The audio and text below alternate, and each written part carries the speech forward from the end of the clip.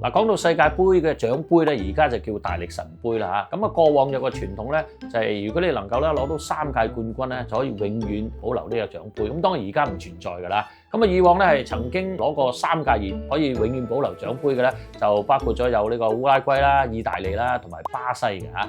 咁啊，當時咧巴西攞嗰隻咧叫雷米金杯啊。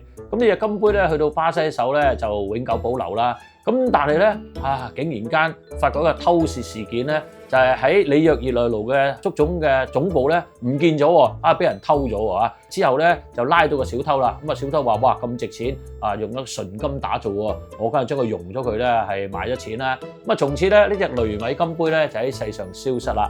不過想翻起雷米金杯咧，其實設計都幾靚㗎嚇。咁原來咧，仲有設計師就話咧，靈感咧就嚟自希臘神話當中嘅勝利女神啊 Nike 啊。大家你睇咧個杯咧係裝啲乜嘢嘅咧？咁原來啲設計師咧就話啦，最初咧喺呢個杯入邊咧唔係裝酒啊，大家梗係咦喂飲翻杯啦，原來唔係喎，係裝油啊，仲係裝橄欖油啊。咁呢個當然咧可能係同呢個神話或者係古希臘嘅歷史咧係有啲關係啦嚇。但係我諗大家萬萬想唔到咧，原來世界盃嘅獎盃嘅設計當初咧係裝一個橄欖油㗎。咁唔知大家屋企咧會唔會都有啲裝橄欖油嘅壺咧？有咧都可以拎出嚟大家比拼一下㗎。